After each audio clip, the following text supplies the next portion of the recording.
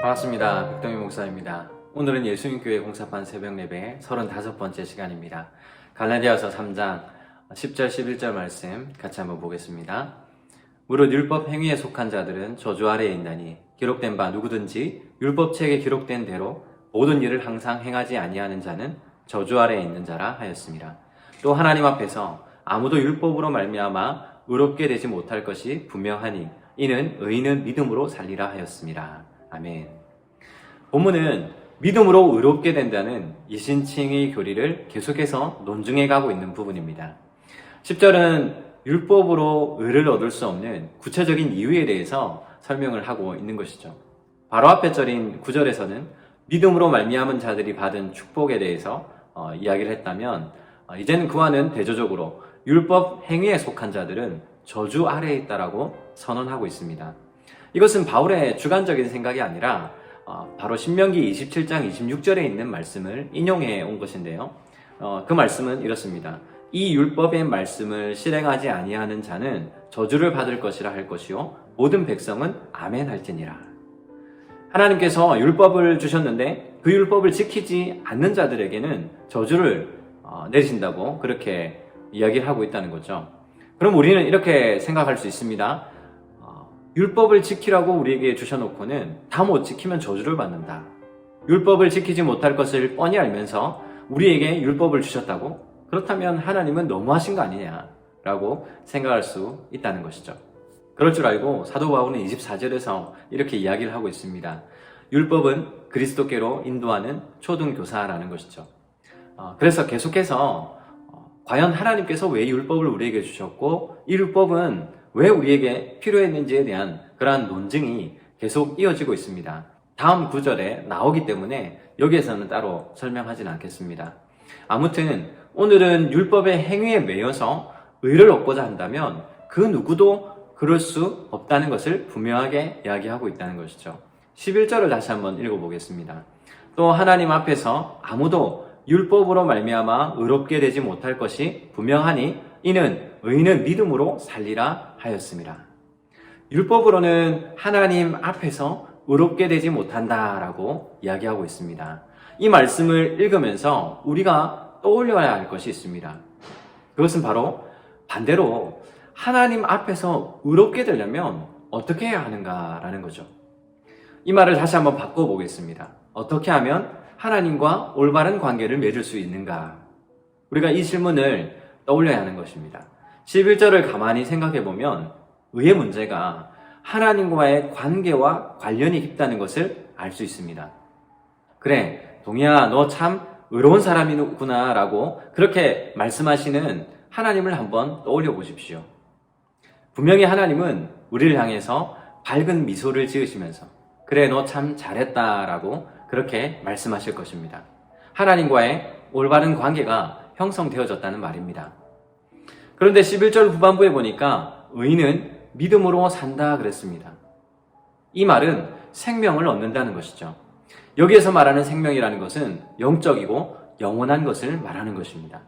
영원한 생명을 얻는다는 것이 무슨 말입니까? 그것은 하나님과 영원한 사귐을 갖는다는 말입니다. 정리를 해보면 하나님과의 올바른 관계는 믿음으로 생기는 것인데 이 관계는 하나님과의 영원한 사귐이라는 말이죠. 사귐이라는 단어는 참 귀합니다. 요한일서 1장 3절과 6절 말씀을 한번 읽어보겠습니다. 우리가 보고 들은 바를 너희에게도 전함은 너희로 우리와 사귐이 있게 하려 함이니 우리의 사귐은 아버지와 그의 아들 예수 그리스도와 더불어 누림이라. 만일 우리가 하나님과 사귐이 있다 하고 어둠에 행하면 거짓말을 하고 진리를 행하지 아니함이거니와.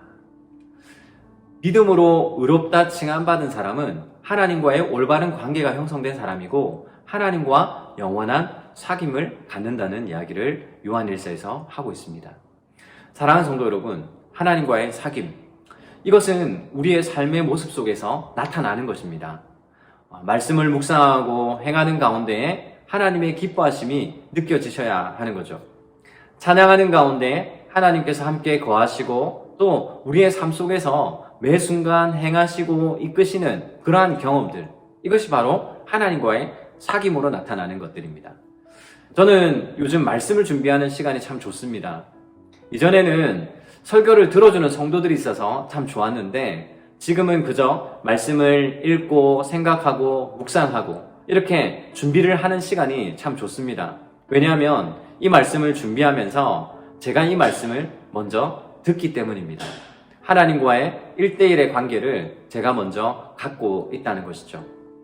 이 말씀이 하나님께서 단 한 사람인 저에게 주시는 말씀이라 생각되니 참 기쁨이 있는 것이죠.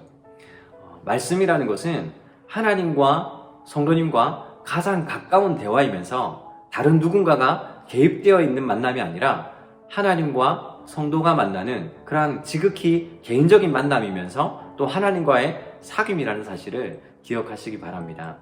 여러분들이 지금 하나님의 말씀 앞에 서 있다면 그것은 바로 하나님과의 사귐, 하나님과의 만남을 가지고 있는 것입니다.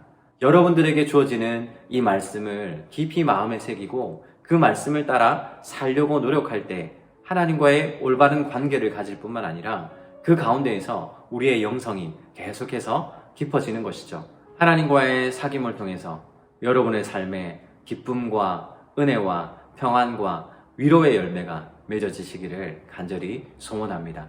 오늘 하루를 사시는 동안에 이 하나님과의 사귐에 설렘이 있는 하루가 되시기를 주님의 이름으로 축복합니다. 기도하겠습니다. 사랑하는 하나님 아버지, 우리가 의롭다 칭함 받은 것은 하나님과의 깊은 교제와 만남과 사귐이 있는 것임을 다시 한번 떠올려 봅니다.